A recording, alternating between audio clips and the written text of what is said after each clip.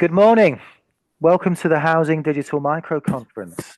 Today we're focusing on preparations for the Renters' Rights Bill and the implications for social landlords. My name's Joe Broon. I'm the Managing Director of Housing Digital and today's host. Today's event will look at new legislation which reshapes the affordable housing landscape. We'll be looking at the crucial insights from social housing providers and hear from industry leaders as we take a bit of a deep dive into the Renters' Rights Bill. So without further ado, I'd like to introduce our first keynote of today's event, which is Lachlan Mclean, partner at Forbes Solicitors. Thanks so much, Joe. And yeah, it's an absolute pleasure to be here this morning. Morning, everybody, and thank you for joining us today. Um, yes, just a few words about me before we begin. So I'm a partner at Forbes Solicitors, and I work in the housing and regeneration litigation team. I've been working in social housing and housing work for about 20 years now, and my first exposure to landlord and tenant law was back in 2003, actually, when I was spent a year working as a volunteer Citizens Advice Bureau advisor. And that's where I began to see some of the sharp end of what actually goes on in landlord and tenant work, seeing having people come into the surgery who'd literally come home and found all their possessions tied up in bin bags out on the front porch. Having landlords come to me and say, I've got my tenants not paid any rent for how many months. One of my first jobs actually joining at Forbes was to go and do a rent repossession under Ground 8 for a private landlord, and then I was sort of coming at the eviction itself, and that was quite an eye opener as well, as you can probably imagine. So I've been very passionate about landlord and tenant work for since got bitten by the bug all those years ago. So happy to give a short sort of introduction to this new piece of legislation. Just a very quick note, actually, very personally. Firstly, it's worth bearing in mind this legislation only is due to apply in England, devolved to matters in Wales and Scotland and Northern Ireland. And also very important to note, it's still in draft form. And I think we do get a lot of questions from people asking about what the impacts of this legislation is going to be. Can we rejig tenancy agreements? It's hard to make any definite commitments until legislation is fully finalised and actually on the statute books. But we're getting a bit of an idea of what it's beginning to look like now as things go forwards. Bit of background as to why this legislation's come around. I mean, if you look at this kind of pinwheel diagram on the left, really the kind of seeds of it date back to the history of tenure reform, and the Housing Act 1988 that we currently work with was developed in response, almost a bit of a kind of pushback against the previous main legislation, which was the Rent Act of 1977, certainly in the private sector. And there was a perception that it acted as too much of a disincentive to private landlords who were or private property owners who could be in a position to rent out their property, but who were reluctant to do so because the Rent Act 1977 gave such strident and deeply rooted protections to tenants that it was very difficult to recover possession once somebody was in. So the Housing Act 1988 was trying to rebalance that to make it easier for private landlords to have the confidence that they would be able to get their property back ultimately as and when they needed to. And that's what introduced the assured short-hold tenancy. It became the default form of tenure from February 1997 onwards. And from that point onwards, it's been necessary to exclude being a short hold tenancy from then onwards if you want to grant it in a non-short hold. But then there's a concern has arisen about what's referred to as generation rent, and certainly about the impacts of so-called rogue landlords. And combine that with the general shortage of affordable housing has led to very significant rent increases throughout the industry and difficulty in tenants being able to obtain a suitable accommodation. So really it was Ed Miliband back in 2015 with the Labour Party manifesto who first put forward significant proposed reforms to housing law along the lines of fixed minimum guaranteed terms of 3 years and much stricter rent controls. Obviously, it was the Conservative Party who won that election, so those policies weren't implemented. But then, following on from the Brexit referendum and change of leadership, Theresa May arguably of a slightly more centrist political leaning in certain areas. Under her government, it was put forward, first of all, the proposal to abolish Section 21 altogether. Those proposals didn't get particularly far before coronavirus intervened, the COVID pandemic. As you well know, evictions were largely halted for a period of around 2 years during the pandemic, and that meant that the impetus for removing Section 21 had largely gone away. After the end of the pandemic, the baton was really picked up by Michael Gove to bring forward what was previously the Renters Reform Bill. That didn't make it through Parliament before it could become law. And so it's more or less been calibrated under the new Labour administration, who are looking to make only relatively minor changes to the previous government's proposals when you look at it in the scheme of things, and they've largely adopted the same wording. So that's the context of this piece of legislation and where it's come from. In terms of one of its key aims, well, we were discussing in our breakout room that the biggest impact by far will be on the private rented sector.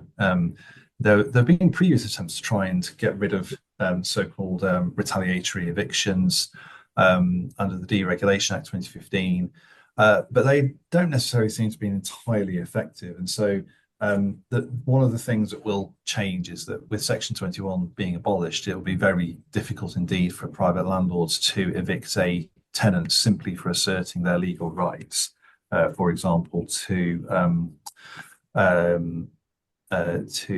repairs being carried out or to be given adequate notice of rent increases. So that's the primary aim, really, of this piece of legislation. Tied into that, it does seek to change the way that rent review is going to be conducted, and it's going to require all private rented sector landlords to adopt the Section 13 rent review process, whereas up until now, it was the main method for a lot of private landlords to increase rent was simply to terminate the existing tenancy and require the tenant to renegotiate a new fixed term. Going forwards, obviously, fixed terms won't apply, and so the landlord will have to use the statutory increase process. And that will give, again, if you remove the risk of retaliatory Section 21 eviction, that could significantly increase the incentives to tenants to adopt, to take up their right to refer such notices to the tribunal. Another major change to the private rented sector is proposed to be significantly increased regulation and imposition of higher housing standards. Up until now, it's rather been done piecemeal on a local authority level basis through the introduction of licensing schemes. But this is going to really impose a national framework for registration of private landlords and requiring them to comply with decent homes. And giving even more enforcement powers to local authorities to ensure that. Again, arguably, this would be somewhat necessary. Up until now, the main kind of carrot and stick for private landlords to comply with a lot of legislation has been the risk of being disbarred from using Section 21. You take away that disincentive and you have to replace it with something else, really. And broadly speaking, there's a wider legislative tidy-up programme trying to resolve a number of anomalies in legislation which have been identified over time, changes to shared ownership provisions and so on. So that's going to be part of the sweeping up process that's going to be combined. In terms of the impact on social hours, well, we're going to hear back about that a bit later, but perhaps a lot more nuanced in terms of the implications for the social rented sector. But we talked a fair bit in our breakout about the law of unintended consequences, and there might be some bigger picture changes to the way that the private renter sector is interacting with homelessness and social housing landlords, which could have an interesting impact in the long term on how social landlords' demands are going to be going to arise in terms of the kind of housing and that they're going to be asked to provide in the short term. So that's a very quick whistle-stop tour of the introduction. Yeah, so if anyone's got any quick questions at this point, then please feel free to ask. Brilliant. Well, thank you for a very good whistle-stop tour introductory presentation there, Lachlan. I think that set the scene quite nicely for the rest of the event, so thank you for that. We've got a hand raised from Jai Vic. Am I pronouncing that correctly? Hi, it's Jay. I'm from Cornwall Okay. Council. I look at supported housing for vulnerable adults, eligible social care, so boosting the supply, and predominantly work with RPs. And I'm just here today to understand. Obviously, a lot of those tenures are issued on AST, and key to supported and specialist housing is throughput for those that are kind of on a pathway and a journey towards independent living, and how that will impact because ASTs generally may well get issued with Section 21s, and if somebody isn't in breach of other tenancy conditions, how that's going to potentially impact that stick and carrot approach to trying to get some move on and throughput, and concern about there's already silt in the system, how that's then going to affect it really is my question. I think there was talk in our chat room about some landlords in that situation with SSH properties that they will just issue licenses, but I question how, because they're more often than not self-contained. So how could that? So yeah, I'm just interested to hear the impact on that part of the sector. No, very pertinent. And I think I don't want to steal Rebecca's thunder because she's going to be talking a bit about some of the new grounds for possession a bit later on. But this is a prime example, I would say, of where I think part of the issue is you try and remove Section 21, potentially, the idea of abolishing it altogether rather than simply restricting it to the social housing sector. And maybe there might be some political capital which might be derived from that, of the clean break, as it were, of being able to say, well, it's gone, it's done and dusted now. But I think this is an issue which has been concerning the social rented sector for some time, and there are some provisions in the revised Housing Act 88 to try and deal with that. But I take your point. It's a question of, it's yet to be seen how effective those will be.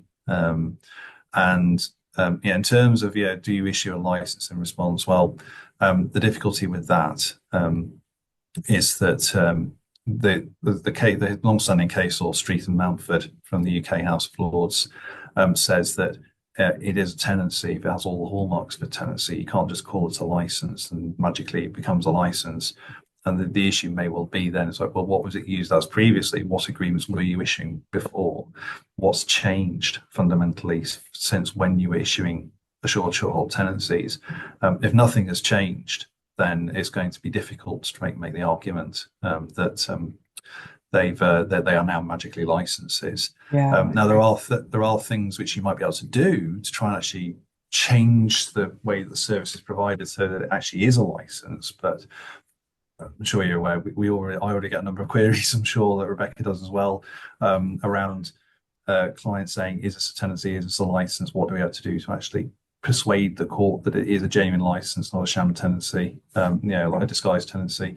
So those arguments, I think, will likely become more prevalent. But very good question. Thank you. I think picking up on some of the things you included there, Lachlan. What are some of the main kind of barriers to housing associations effectively giving the right kind of service in light of the Renters' Rights Bill? Well, I think Jay sort of touched on it really there, in that there are a number of, we were talking that the main thrust of the bill for resolving the issues with some private sector landlords, and I should also sort of say, I don't want to demonize the private renter sector by any means. There are plenty of very good private landlords out there. There are plenty who are perhaps very well-meaning but aren't particularly good at what they do. And then there are, quite sadly, a small number who are actually very unscrupulous. And the legislation obviously is a bit one size fits all. But a number of the problems you identify with incompetence or malpractice in the private renter sector aren't as nowhere near as prevalent in the social renter sector. Of course, we have plenty of issues that go through the ombudsman, but fundamentally, I think what you tend to find is that social housing associations are in it for the right reasons, and they're trying to do the right thing, even if they don't always get it right all the time. And so the things it's trying to cure in terms of social housing aren't really necessarily that big a problem. And so you have this issue of specific rental products like supported housing, rent to buy, lease schemes and things like that, where you're taking away a power which isn't used very frequently by social housing. When it is used, it's actually really very important and very effective. And so it's going to require some changes of approach, I think, going forwards. And undoubtedly, there'll be some housing associations reevaluate the way they do things and whether they need to scale certain things back or do things in a different way. So a lot of food for thought in that regard. I think in other ways, I think they're the main impacts, as it were, especially in the supported housing area. That's where it's going to be a very significant impact, I would think. Does that answer your question there, Joe? I think it does. Thank you, Lachlan. Have we got any more questions for Lachlan? Yeah, very similar question to the last one, but it's we provide temporary accommodation as a housing association, and when the local authority discharges duty, we serve a Section 21 to be able to bring that tenancy to an end. What is going to be available to us to be able to bring a tenancy to an end? Yeah, again, I don't want to steal Rebecca's thunder too much, because she's going to be looking at some of the more detailed grounds of possession. But there are going to be alterations to the grounds of possession to introduce certain new ones. I think it's also worth bearing in mind is that local authorities historically have had a lot more power to terminate, to provide temporary accommodation, to terminate it more readily if it's used in the correct way under the statutory provisions of the Housing Act 1996. I do some work with housing associations, in particular with temporary accommodation agreements with local authorities. I think sometimes it's just a requirement of being really clear as to the statutory basis on which the accommodation is being provided. Sometimes that clarity can help you unlock certain statutory powers under the Housing Act 1996 to be able to terminate accommodation a bit more effectively. There's also, if you're talking about very, very short-term emergency accommodation, there is some case law which says if it's literally just a stopgap, for a few days, then it doesn't amount to somebody's dwelling. It's just somewhere to lay their head for a few days, and so that would still not be a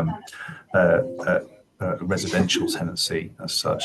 I think what you have to do is you look at your particular circumstances and get some really detailed advice on a considered basis as to what changes are going to be needed to your particular setup.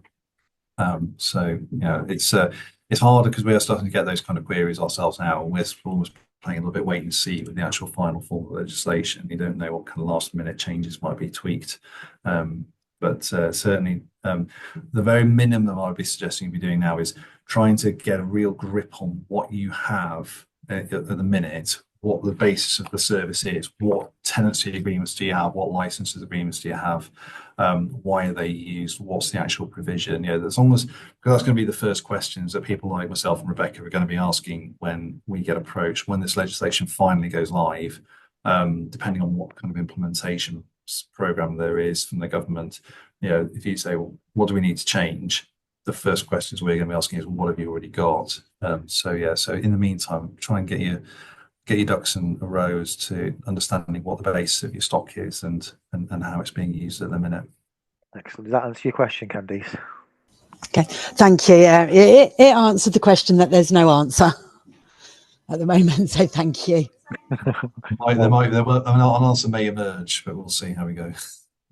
Candice, can I just ask which company you're from there? I've not got you on the registration list.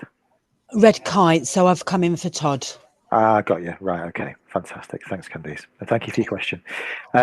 One final question. Yep, go ahead, Paul. Yeah, it was a question around social housing providers who work within the PRS sector, which we do. And I just wondered, or what your thoughts were around things that might affect us in relation to things such as a property ombudsman, where we've now currently got the social housing ombudsman, and whether there would be a requirement, or your thoughts on whether there'd be a requirement for us to sign up to that ombudsman as part of our PRS activities, which, as you can understand, is going to have a huge effect in terms of complaints and how that plays out. That's a fantastic question, Paul. And do you know what? That hadn't even occurred to me. While we're all online, I'll see if I can do a bit of reading around the draft bill as it stands, and if I can find an answer to that, I'll try and pop it in the chat. Lachlan, I can probably deal with that one if you want. I did actually have a good look at everything yesterday, and ultimately the new bill, but the revised bill, because we had one from last year and now we've had one from January, which takes into account some of the changes. That is suggesting that where social landlords have private rented accommodation, market rent accommodation, they are going to have to be members of the new landlord redress scheme. So it takes into account the fact that although you do already have, to be a member of the housing ombudsman, that it shouldn't be restricted, and that you will, I think, or my reading of it is that you will have to be a member of the landlord redress scheme. So sorry, that's probably not the answer you were hoping for. Well, my only thing was landlord redress and property ombudsman are two different things. So I know this is a bit of a grey area, so I know we might not have the answer, but it just shows some of the complexities of those working in both social and the private sector, and the fact that it really isn't very clear as what the direction of travel is, because to change some of our activities from a complaints model that goes through the housing ombudsman to a different ombudsman, it's quite a lot of work, amongst other things. Yeah, agreed. Okay, thank you for the question, Paul. Thank you, Lachlan. Before we move on to our summaries of today's keynotes, have we got any final questions for any of our speakers today? Okay, so our first keynote today was from Lachlan Mclean, who was a partner at Forbes Solicitors, who got the conference underway with the introduction of the Renters' Right Bill, and provided delegates with an overview of the history and context that has informed the bill's development. The bill is obviously still in draft form, which explains a lot. So it's hard to make definite commitments until it's given firmer form, but we can still get an idea of its implications and potential impact. Much of the bill is focused on the private rented sector, such as Section 21, no-fault evictions, but he mentioned the impact is likely to be more nuanced for social landlords. That said, there is the spectre of the law of unintended consequences to consider. We then heard from Osai Joseph, who's the Regional Engagement Executive for the National Residential Landlords Association. Osai presented the private rented sector's position, offering an overview of both the tenant and landlord perspective. The PRS is an important contributor to the UK economy, he pointed out. New legislation will serve to raise standards across the sector, promoting best practice, and also create greater flexibility for tenants and an overall improvement in tenant experience. However, referring to research in Wales and Scotland, he said there is a risk that the added administrative burden of new legislation may lead to private landlords withdrawing from the sector, reducing stock for tenants, so a balance is necessary. And then our final keynote was from Rebecca Brady, who's also a partner for the Devonshire Solicitors, who explores some of the key areas of concern for the social housing sector. As she noted, the Renters' Rights Bill is largely focused on the PRS, so it is certainly more nuanced when it comes to the social housing sector. Social housing is already highly regulated, and for the most part, general needs are unaffected by the potential abolition of Section 21. However, that's not the case for a range of niche products such as rent to buy. Given this, the government recognises the need for new grounds for possession. Rebecca also explored shared ownership in relation to the legislation and explained some of the factors and issues the sector needs to be aware of. For all the complexity of the issue she discussed, Rebecca has no doubt that the sector can adapt and change. It is, after all, adept at changing. So a good final thought there, I think, from Rebecca. All that's left to say is thank you very much for everyone who attended today. Thank you to our keynote speakers. Hope to see you on a future micro conference. And just a final plug for Housing Digital. If you haven't already registered for free membership, please do so. Please do so. I have put a link in the chat. So please enjoy the rest of your Thursday afternoon. Thank you for attending.